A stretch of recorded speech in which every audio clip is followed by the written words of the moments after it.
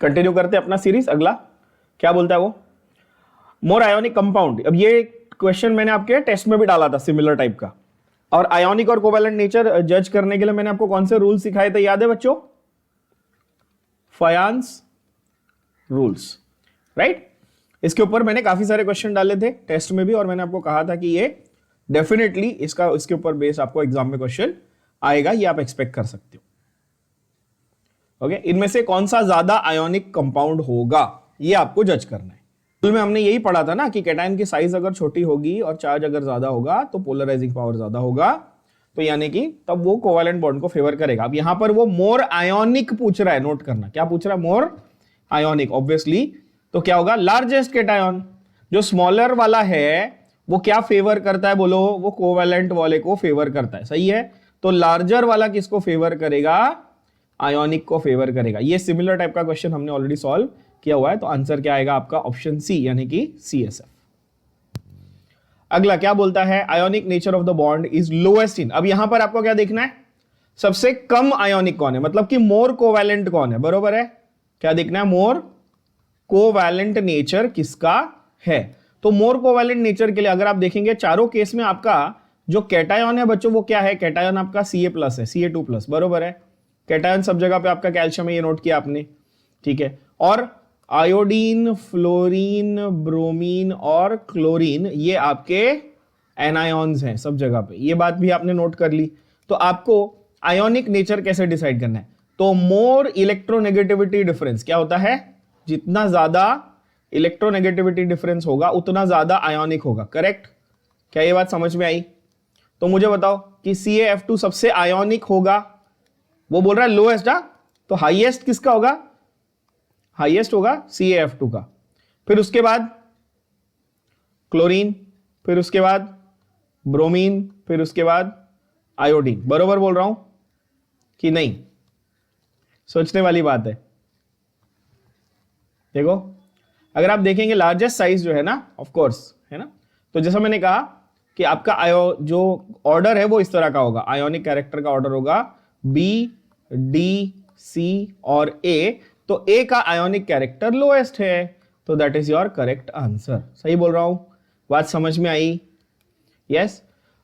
या फिर आप ऐसा भी देख सकते थे कि small cation and large anion, small cation and large anion favours covalent bond according to Fajans rule. जब आपका स्मॉल कैटायन और लार्ज एनायन होता है तो ये कोवैलेंट बॉन्ड को फेवर करता है, यानी कि आयोनिक नेचर उसका सबसे कम होगा। सिमिलर टाइप, और ये टाइप का ही क्वेश्चन आपको रिपीट मिलेगा हमेशा, देख लेना वापस से। अगेन क्या है, आयोनिक नेचर, सब में कैटायन सेम है, कैटायन सेम है। आयोनिक नेचर ज्यादा किसका होगा भाई, ऑब्वियसली आपका जिसमें इलेक्ट्रोनेगेटिविटी डिफरेंस सबसे ज्यादा होगा, यानी कि AgF का आपका आयोनिक नेचर सबसे ज्यादा होगा। आई एम प्रीटी श्योर अब सब बच्चों ने ये सारे फंडे क्रैक कर लिए होंगे कि छोटा एनायन है ना, तो आपका आयोनिक नेचर ज्यादा होगा, बड़ा एनायन है तो कोवैलेंट नेचर ज्यादा होगा। और हमेशा कंपैरिजन कैसा रहेगा कि चारों या तो कैटायन सेम देके वो एनायन अलग कर देगा या वाइस वर्सा, है ना। चलो उसके बाद कोवैलेंट नेचर इज मोर इन, बहुत अच्छा सवाल, और ये आपके एंट्रेंस एग्जाम में आया हुआ क्वेश्चन है, ये आपके एंट्रेंस एग्जाम में डायरेक्टली आया हुआ क्वेश्चन है ऐसा वाला, सेम टू सेम, ठीक है। Covalent nature is more in, covalent nature किसको, कोवैलेंट नेचर को फेवर करने के लिए क्या था हमारे पास, फयान्स रूल फिर से बार बार रिवाइज करते रहेंगे। स्मॉल कैटायन और लार्ज एनायन अगर रहेगा तो हमारे पास कोवैलेंट नेचर फेवर होता है अकॉर्डिंग टू फयान्स रूल, बरोबर बोल रहा हूं, है ना। तो इनमें से सबसे छोटा कैटायन और सबसे बड़ा एनायन आपको किस में दिख रहा है, सीधी बात है LiI, लिथियम सबसे छोटा कैटायन है और आयोडाइड सबसे बड़ा एनायन है। ऑब्वियसली आपको यहां पर क्या दिखेगा, कोवैलेंट नेचर दिखेगा। क्या ये बात समझ में आई, बोलो हाँ या ना। यस बच्चों। अच्छा मुझे ये बताओ, लिथियम आयोडाइड, बिकॉज आयोडीन का साइज बहुत ही बड़ा और लिथियम का साइज बहुत ही छोटा है, ठीक है, तो ये बॉन्ड लेंथ मतलब अच्छी खासी है, बॉन्ड डिस्टेंस जो है वो तो बहुत ही अच्छा खासा डिस्टेंस है, और जितना बड़ा बॉन्ड लेंथ होगा उतना ही कम बॉन्ड स्ट्रेंथ होगा। क्या ये मैंने आपको सिखाया केमिकल बॉन्डिंग में, है कि नहीं? तो आसानी से, तो ये कोवैलेंट बॉन्ड है बरोबर है, बट ये क्या बहुत ही स्ट्रॉन्ग बॉन्ड है? The answer reality is no, बहुत स्ट्रॉन्ग नहीं है। क्यों? क्योंकि इसकी बॉन्ड लेंथ काफी ज्यादा है, क्या ये बात समझ में आई? बोलो हाँ या ना। बढ़िया। अगला देखें, compound with more covalent character क्या बोलता है? कंपाउंड विद मोर कोवैलेंट, ये आपको अभी विद इन सेकेंड्स आने चाहिए ये सारे आंसर, इसमें कोई डिस्कस करने की बात ही नहीं है। सॉल्यूशन आपके सामने लिखा हुआ है, क्या आएगा देखो। कैल्शियम और जिंक, पहली बात तो उन्होंने दो अलग अलग कैटायंस की कंपैरिजन आपको दिया, कैल्शियम और जिंक, और साथ में दिया है क्लोरीन और फ्लोरीन, ठीक है। अब कैल्शियम और जिंक में से अगर आप देखो तो कैल्शियम के ऊपर भी 2 पॉजिटिव चार्ज है और जिंक के ऊपर भी 2 पॉजिटिव चार्ज है। जो स्मॉलर कैटायन है, ये कैल्शियम छोटा है कि जिंक छोटा है भाई? कंपैरेटिवली, है ना। Calcium is number 20, zinc is number 30, है ना। अच्छा, तो small cation, large size anion. अब फ्लोरीन और क्लोरीन में से लार्जर कौन? तो आप बोलोगे क्लोरीन, बड़ा बड़ा साइज में, है ना क्लोरीन। तो आंसर बी या डी में से होने वाला, ये एलिमिनेशन कर लिया आपने। अब कैल्शियम और जिंक में से भाई smaller size cation, more cation, and सबसे इंपॉर्टेंट सूडो इलेक्ट्रॉनिक कॉन्फ़िगरेशन। अब आप बोलोगे सर ये क्या है? तो जो कंप्लीटली फिल्ड 3D होता है ना, कंप्लीटली फिल्ड डी कॉन्फ़िगरेशन वाले ये फेवर करते हैं किसको? कोवैलेंट बॉन्ड को। आपको याद होगा मैंने आपको एक सूडो ऑक्टेट का एक एग्जांपल, एक क्वेश्चन करवाया है इसी एमसीक्यू सीरीज में, याद है? सूडो ऑक्टेट का, और वहां पे हमने जिंक का ही एग्जांपल और कॉपर का ही एग्जांपल लिया हुआ था, क्योंकि वहां पर D10 हो जाता है, मतलब कि आउटर मोस्ट में 8 इलेक्ट्रॉन नहीं आए बट कंप्लीट तो हो गया ना पूरा का पूरा। तो ये जो थर्ड वाला रूल है ना, ये भी फायांस रूल के अंडर आता है। सूडो इलेक्ट्रॉनिक कॉन्फ़िगरेशन है या सूडो ऑक्टेट है, वो क्या करता है? वो कोवैलेंट बॉन्ड को फेवर करता है। तो मुझे बताओ, अब आपको और एक पॉइंट मिल गया। तो कोवैलेंट बॉन्ड को फेवर करने के लिए फायांस रूल क्या क्या हो गए? कैटायन कैसा चाहिए? छोटा चाहिए। एनायन कैसा चाहिए? बड़ा चाहिए, है ना। कैटायन पे चार्ज कैसा चाहिए? कम की ज्यादा? ज्यादा, है ना, मतलब कि वो पोलराइज कर पाए बेसिकली। और इलेक्ट्रॉनिक कॉन्फ़िगरेशन कैसी चाहिए? कंप्लीटली फिल्ड डी वाली फेवर्ड होगी। कंप्लीटली फिल्ड डी सबशेल रहेगा तो भी आपका कोवैलेंट कैरेक्टर ज्यादा दिखेगा। क्या ये सारे पॉइंट्स आप लोग को समझ में आ गए? चलो, फायांस रूल पे बहुत क्वेश्चन आते हैं बच्चों, बहुत क्वेश्चन आते हैं। ओके, अब आता है लोएस्ट बॉइलिंग पॉइंट। ये क्या बोल रहा है? कौन सा वाला लोएस्ट बॉइलिंग पॉइंट इन सब में से दिखाएगा? तो बस बहुत ही सिंपल फंडा है। तो आपकी जो पोलैरिटी है, क्या है? आपकी जो पोलैरिटी है बॉन्ड की, that will decide your boiling point. क्या बोला मैंने? रिपीट करेंगे सब बच्चे। Polarity will decide your boiling point. जो कंपाउंड जितना ज्यादा पोलार होगा, जो कंपाउंड ज्यादा पोलार होगा, कंपैरेटिवली आपको उसका बॉइलिंग पॉइंट भी ज्यादा दिखेगा। क्यों? क्योंकि पोलार होने की वजह से उसमें हाइड्रोजन बॉन्डिंग के चांसेस ज्यादा बढ़ जाएंगे। पोलर होने की वजह से क्या होगा? उसमें हाइड्रोजन बॉन्डिंग के चांसेस ज्यादा बढ़ जाएंगे। अब जरा एक बात ध्यान से समझ लेना, बहुत ही इंपॉर्टेंट नोट लिखवाने जा रहा हूं, ध्यान से सुन लेना बच्चों। नोट, आप हाइड्रोजन बॉन्डिंग, क्या कौन सा कॉन्सेप्ट है? हाइड्रोजन बॉन्डिंग, ये आप कब कंसीडर करोगे? कौन से केसेस में कंसीडर करोगे? ध्यान से सुनना जरा। Consider only when hydrogen is bonded to, जब आपको कंपाउंड में हाइड्रोजन बॉन्डेड दिखे किसके साथ? या तो फ्लोरीन, या तो ऑक्सीजन, या तो नाइट्रोजन। किसके साथ बॉन्डेड दिखे बच्चों? रिपीट करेंगे, फ्लोरीन और ऑक्सीजन और नाइट्रोजन। अब मुझे बताओ, वाटर मॉलिक्यूल में क्या ये ऑक्सीजन के साथ बॉन्डेड है हाइड्रोजन? बोलो हाँ या ना। तो इसमें हाइड्रोजन बॉन्डिंग दिखेगी? आप बोलोगे यस। इसमें फ्लोरीन के साथ बॉन्डेड है, इसमें हाइड्रोजन बॉन्डिंग दिखेगी? यस। इसमें OH ग्रुप को देखो, ऑक्सीजन के साथ बॉन्डेड है, क्या हाइड्रोजन बॉन्डिंग दिखेगी? आप बोलोगे यस। क्या ये बात सबको समझ में आई? बोलो हाँ या ना। जहां पर आपको हाइड्रोजन फ्लोरीन, ऑक्सीजन या नाइट्रोजन के साथ बॉन्डेड दिखे, वहां पर आपको कंसीडर क्या करना है? आपको हाइड्रोजन बॉन्डिंग कंसीडर करनी है, पहली बात। अब मीथेन में क्या होता है? हाइड्रोजन क्या फ्लोरीन, ऑक्सीजन या नाइट्रोजन से बॉन्डेड है क्या? नहीं। तो यहां पे हाइड्रोजन बॉन्डिंग दिखेगी क्या? नहीं दिखेगी। तो जिसमें हाइड्रोजन बॉन्डिंग दिखे ज्यादा, उसका बॉइलिंग पॉइंट ज्यादा। क्या यह बात समझ में आई? तो किसका लोएस्ट होगा, किसमें हाइड्रोजन बॉन्डिंग नहीं दिख रही है? Option A. क्लियर? बोलो हाँ या ना। ये पॉइंट याद रख लेना, ये ट्रिक ये टेक्स्ट बुक में कहीं डायरेक्टली लिखा हुआ नहीं है, ये मैं बता रहा हूं, ध्यान में रख लेना। एफ ओ और एन, फोन, ये हमारे टीचर्स ने भी हमको ऐसे सिखाया था। फोन, फोन एक बहुत ही पॉपुलर ट्रिक है इसको याद करने की। हाइड्रोजन बॉन्डिंग कभी देखने का? FON, F O N, fluorine oxygen nitrogen रहेगा तो हाइड्रोजन बॉन्डिंग चेक करने का। मुझे बताओ अमोनिया की बात करेंगे तो हाइड्रोजन बॉन्डिंग चेक करने का कि नहीं करने का? करने का। क्यों? क्योंकि यहां पर नाइट्रोजन से क्या बॉन्डेड है? हाइड्रोजन बॉन्डेड है। क्लियर? एकदम बढ़िया, एकदम कॉन्सेप्ट क्लियर हो गया। देखो ये क्वेश्चन इसलिए क्यों करवा रहा हूं आपको ये क्वेश्चंस प्रैक्टिस, क्योंकि एक एक क्वेश्चन से रिलेटेड एक एक कॉन्सेप्ट आपको और अच्छे से क्लियर हो जाता है। थियरी तो मैंने आपको करवाई, बरोबर है, बट वो थियरी को अप्लाई कहां करना है वो समझो जरा, सोचना कैसे।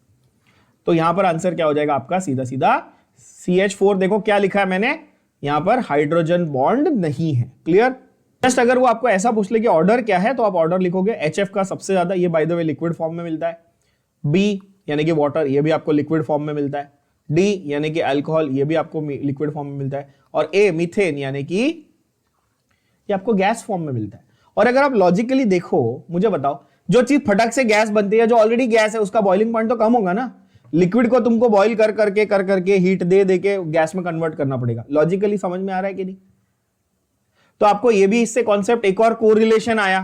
आप बोलोगे हाँ सर, ये कोरिलेशन समझा कि जिसमें हाइड्रोजन बॉन्डिंग है उसका बॉइलिंग पॉइंट तो ज्यादा है, ये तो बराबर है, बट वो ज्यादा करके लिक्विड स्टेट में मिलेगा। बोलो हाँ या ना?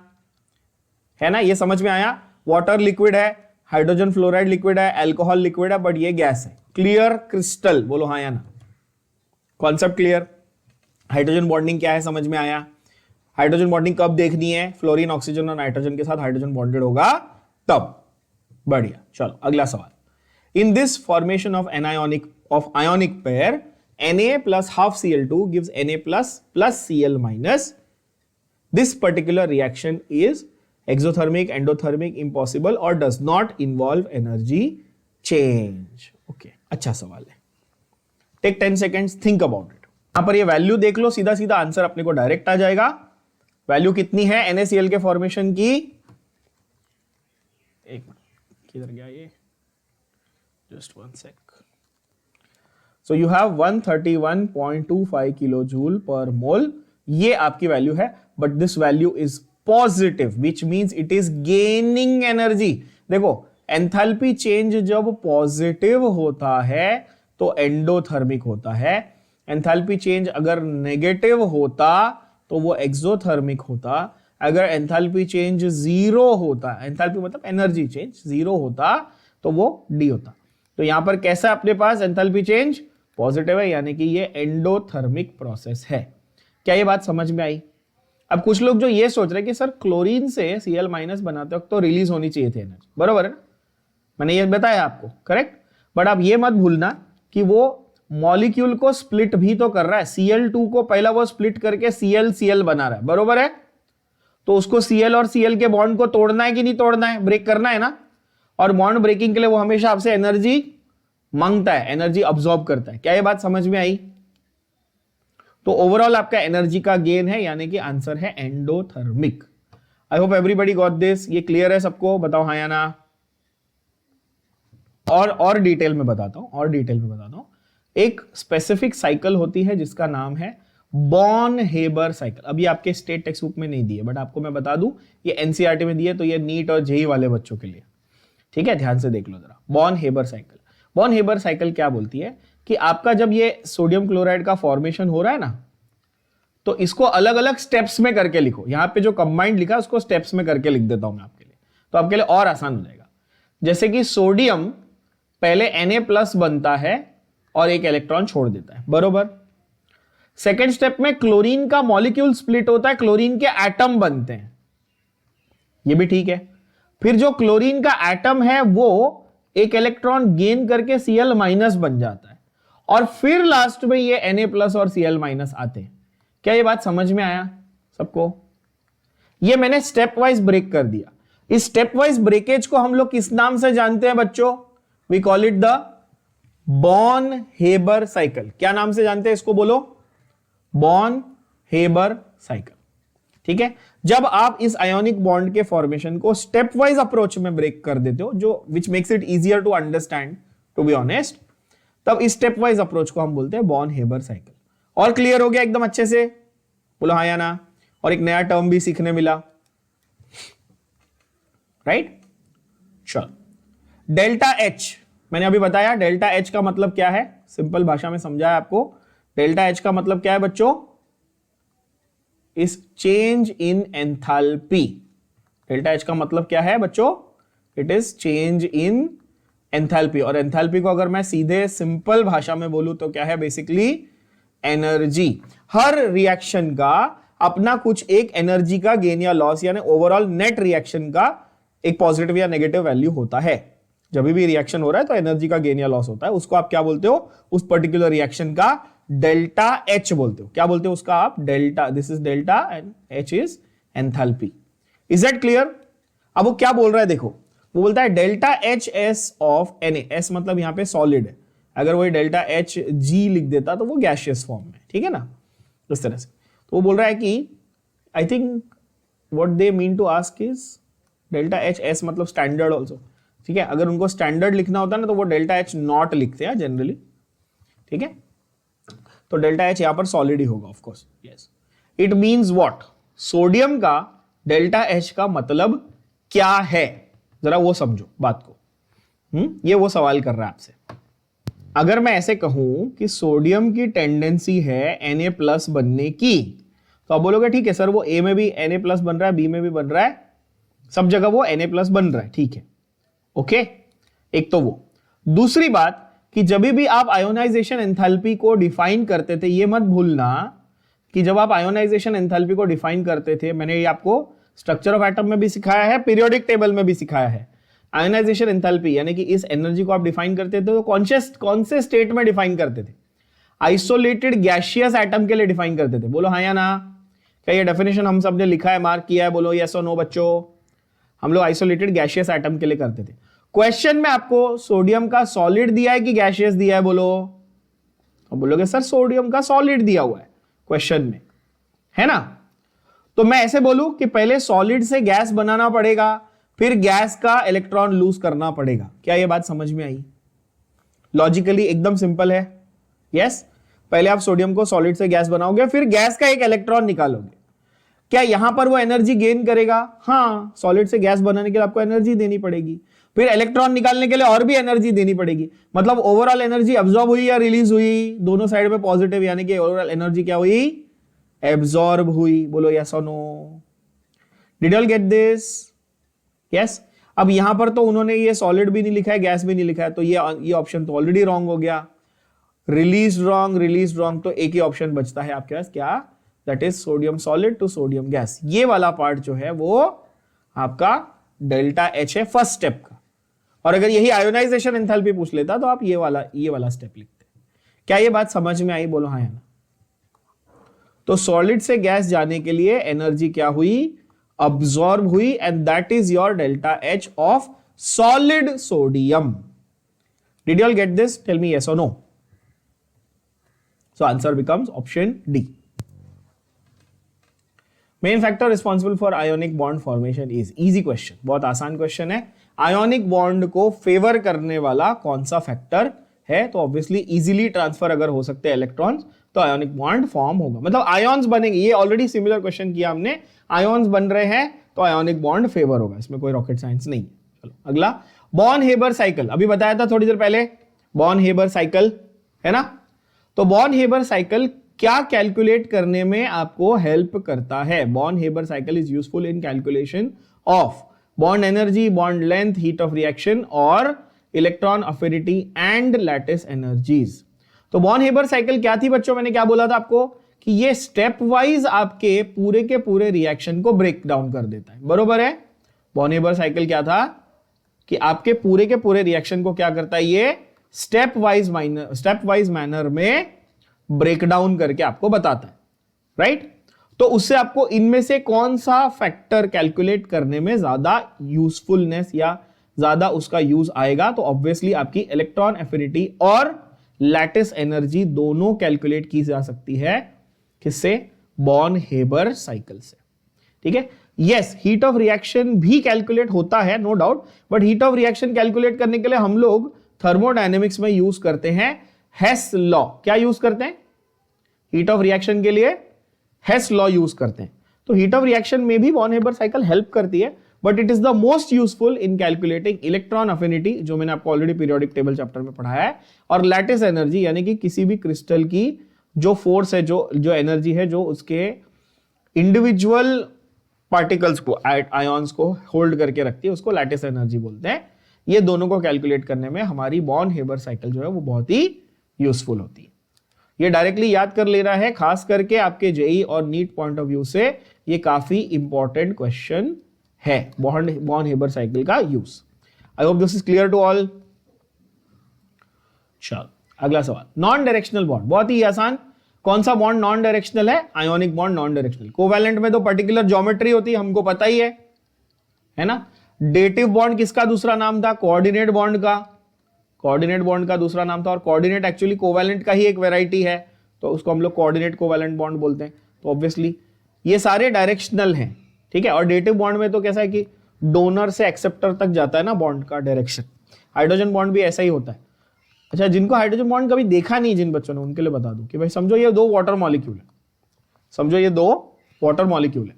अब मुझे बताओ इनमें से हाइड्रोजन ऑक्सीजन में से ज्यादा इलेक्ट्रोनेगेटिव कौन? तो आप बोलोगे ऑक्सीजन डेल्टा नेगेटिव है और हाइड्रोजन डेल्टा पॉजिटिव है, बरोबर। सेम वे इधर ये हाइड्रोजन डेल पॉजिटिव मतलब छोटा, माइनर पॉजिटिव चार्ज, ठीक है। तो क्या होता है कि ये दोनों, मतलब इसका हाइड्रोजन भी इसकी तरफ अट्रैक्ट होगा ना थोड़ा थोड़ा, क्योंकि पॉजिटिव नेगेटिव है, और इसका वाला हाइड्रोजन इसकी तरफ अट्रैक्ट होगा, इसका वाला हाइड्रोजन इसकी तरफ अट्रैक्ट हो जाएगा, इसका वाला हाइड्रोजन इसकी तरफ अट्रैक्ट होगा। तो ये जो डॉटेड लाइन दिख रही है आपको, ये पूरा एक नेटवर्क बन रहा है, यानी कि अपार्ट फ्रॉम वन मॉलिक्यूल, अपने अंदर तो इसके कोवैलेंट बॉन्ड चल ही रहे, बट दूसरे मॉलिक्यूल के साथ इसकी इंटर मॉलिक्यूलर हाइड्रोजन बॉन्डिंग चल रही है। क्या चल रही है? इंटर मॉलिक्यूलर हाइड्रोजन बॉन्डिंग भी साथ साथ चल रही है ना। तो वो हाइड्रोजन बॉन्ड होता है, उसका भी स्पेसिफिक डायरेक्शन होता है ऑब्वियसली। तो कौन सा नॉन डायरेक्शनल है? आयोनिक। आयोनिक किसके ऊपर बेस्ड होता है बच्चों? ये भी बताया, ये पता होना चाहिए सबको, किसके ऊपर बेस्ड होता है? इलेक्ट्रोस्टैटिक अट्रैक्शन पे बेस्ड, पॉजिटिव नेगेटिव पे बेस्ड होता है, डायरेक्शन पे बेस्ड नहीं होता। क्या ये बात क्लियर हुई?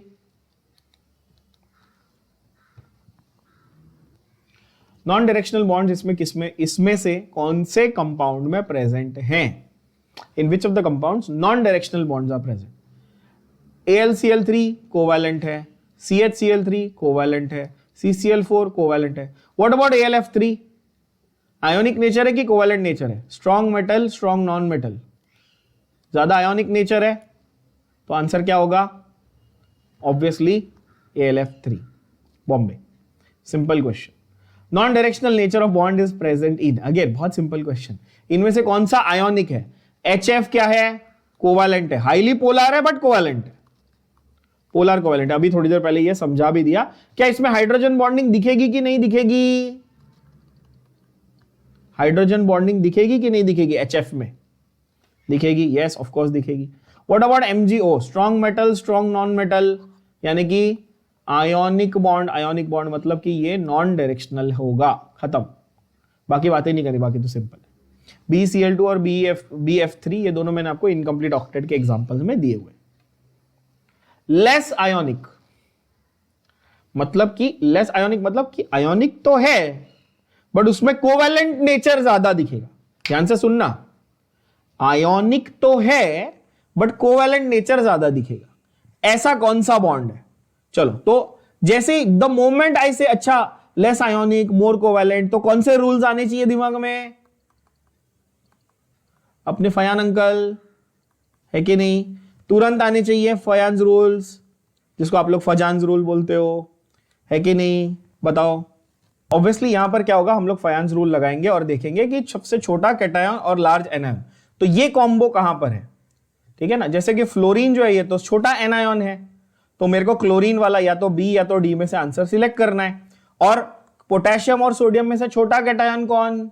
सोडियम, तो obviously that will be more covalent. Fajans rule का सीधा सीधा एप्लीकेशन।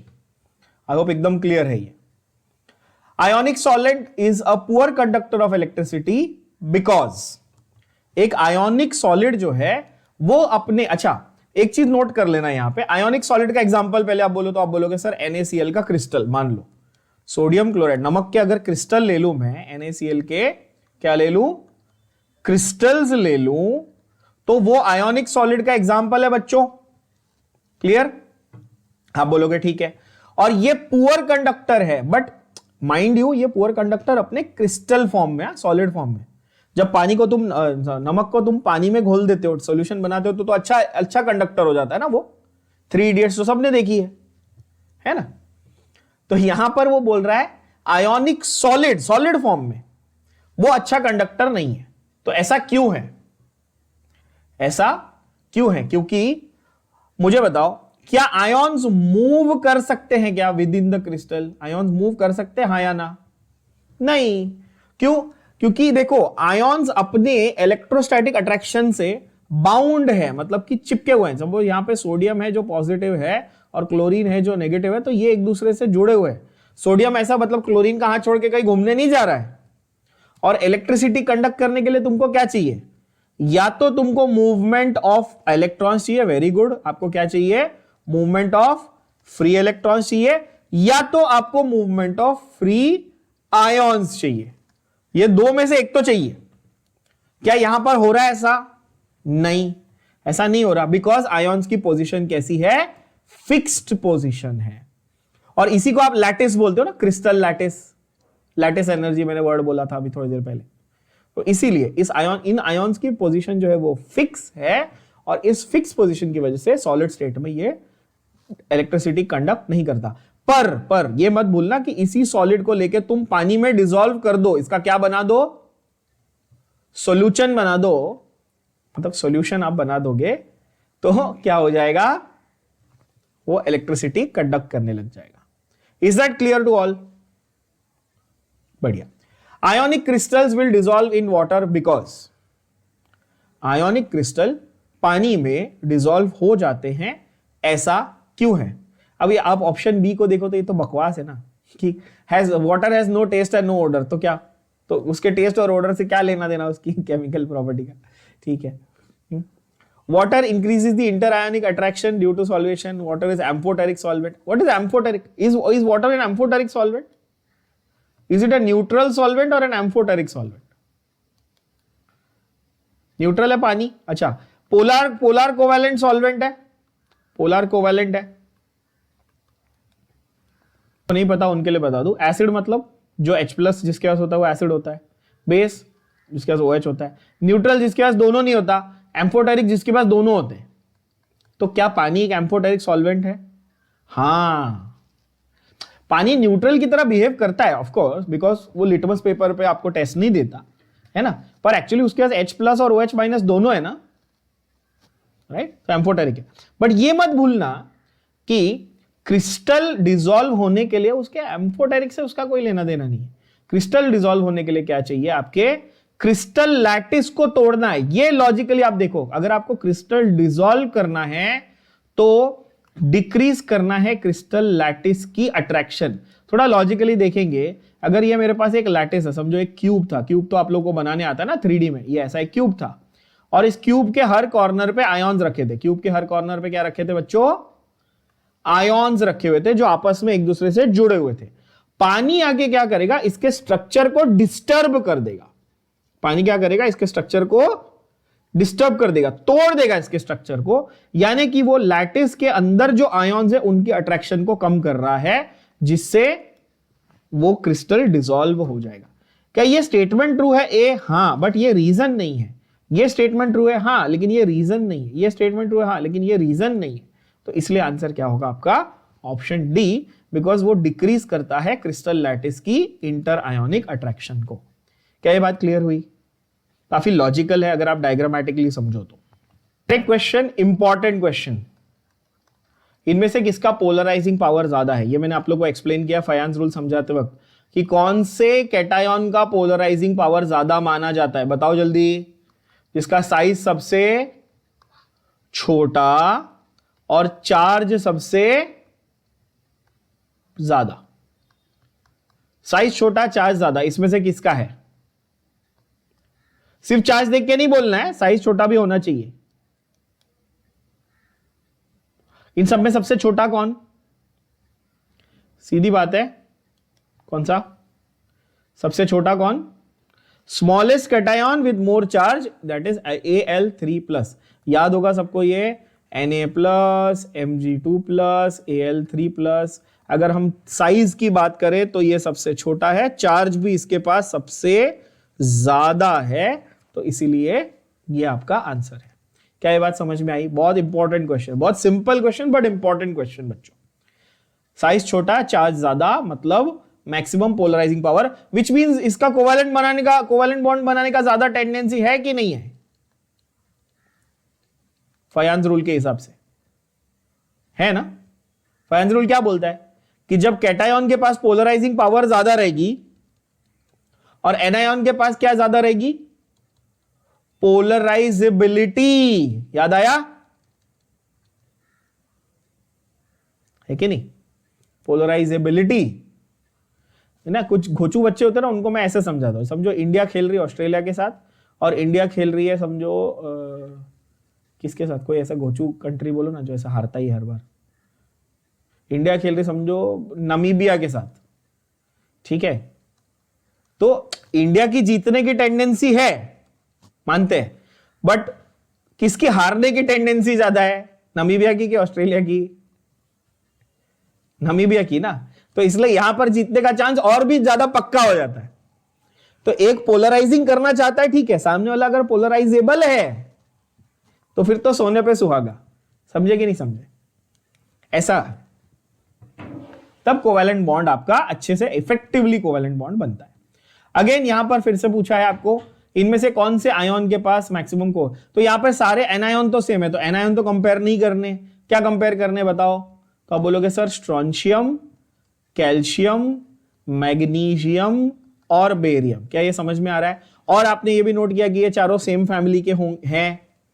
बेटा मांगे कार स्कूटर बाप राजी, कौन सी फैमिली के? ये ग्रुप 2 के है ना, यानी अल्कलाइन अर्थ मेटल्स, मतलब सबके ऊपर चार्ज सेम है। तो आप क्या देखोगे अभी? जब चार्ज सेम है तो जिसका साइज सबसे छोटा होगा उसकी पोलराइजिंग पावर सबसे ज्यादा होगी। बोलो हाँ या ना। तो बताओ किसका साइज सबसे छोटा है? बहुत आसान, Mg। यस, एकदम इजी सिंपल है क्वेश्चन बच्चों। आपको कॉन्फिडेंस आ रहा है, आपसे क्वेश्चन बन रहा है, तो that is answer is option C. और यही क्वेश्चन आते हैं एग्जाम में, ट्रस्ट में। यही सारे आप पुराने पेपर्स भी उठा के देख लो, ये मैं आपको वैसे तो सारे सॉल्व करा ही देता हूं, बट फिर भी आप एक बार देखोगे तो आपको कॉन्फिडेंस आता है। टेस्ट में भी यस आप लोग ये सारे सेम क्वेश्चंस सॉल्व कर पा रहे हो तो अच्छी बात है।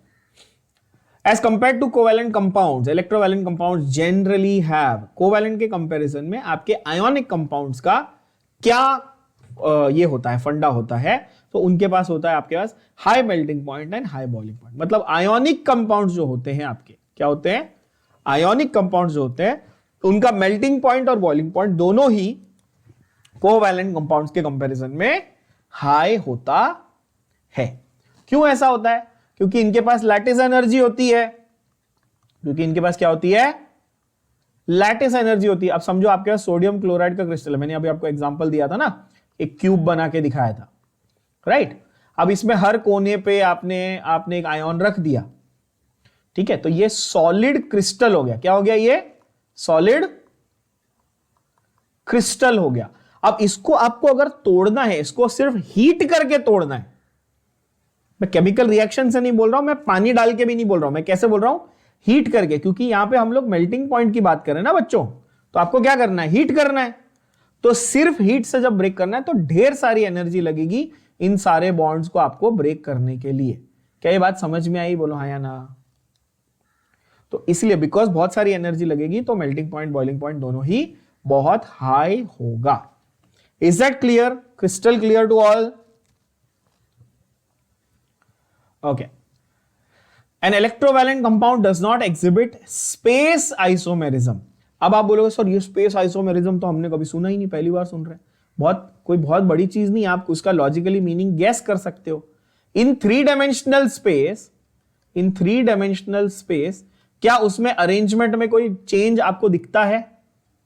आइसोमेरिज्म का मतलब कि चेंज होना है ना, स्ट्रक्चर जब बदलता है उसको आइसोमेरिज्म बोलते हैं। अभी ऑर्गेनिक में भी पढ़ते हैं हम लोग इस चीज को, ठीक है ना। तो आयोनिक कंपाउंड, इलेक्ट्रोमैग्नेट यानी कि आयोनिक कंपाउंड में स्पेस आइसोमेरिज्म नहीं दिखेगा। काहे, क्यों नहीं दिखेगा बच्चों? तो आप बोलोगे सर ये तो बकवास है, प्रेजेंस ऑफ आयंस तो होते हैं ना, ठीक है, उसकी वजह से स्पेस आइसोमेरिज्म नहीं। High melting point, again melting point से कोई लेना देना नहीं है। स्ट्रॉन्ग फोर्स या नॉन डायरेक्शनल नेचर, ये दोनों में से क्या लगता है कौन सा वाला रीजन होगा for not exhibiting space isomerism? तो ऑलरेडी मैंने ये आपको बता चुका हूं कि आयोनिक कंपाउंड का जो बॉन्ड है उसका मेन फीचर ही यही है कि वो नॉन डायरेक्शनल होता है। बताया ये मैंने।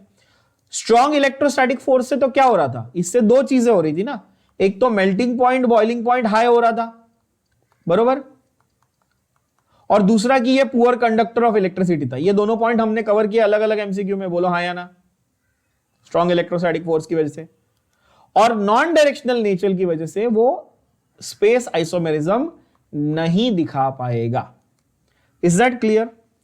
क्योंकि जब बॉन्ड की कोई ज्योमेट्री ही नहीं है, कोई शेप की बात ही नहीं, कोई, अब आप बोलोगे सर ज्योमेट्री नहीं है, आप तो बोलो क्रिस्टल है, बार बार आप क्यूब बना रहे हो। हाँ, स्पेसिफिक शेप होता है इनके क्रिस्टल्स का, ठीक है, बट उसको हम लोग बॉन्ड ज्योमेट्री ये वर्ड यूज नहीं करते कभी भी। हम लोग बॉन्ड ज्योमेट्री किसके लिए रिजर्व रखे थे बताओ? कोवैलेंट बॉन्ड के लिए रिजर्व रखे थे ये वर्ड, है कि नहीं? हमने टेट्राहेड्रल और ट्राइगोनल और ये वो, मैंने टेस्ट में भी बहुत क्वेश्चन पूछे इसके ऊपर। अमोनिया की ज्योमेट्री पूछी है मैंने आपको, BF3 की पूछी, बहुत सारी पूछी है मैंने, है ना। तो non directional nature covalent bond में होता है और उसमें ज्योमेट्री होती है स्पेसिफिकली, और sorry directional nature covalent bond में होता है, उसमें ज्योमेट्री होती है। यहां पर होता है नॉन डायरेक्शनल नेचर, जिसकी वजह से आइसोमेरिज्म बिल्कुल भी आपको नहीं दिखेगा। Yes, so that completes your all level 1 type of MCQ practice for this.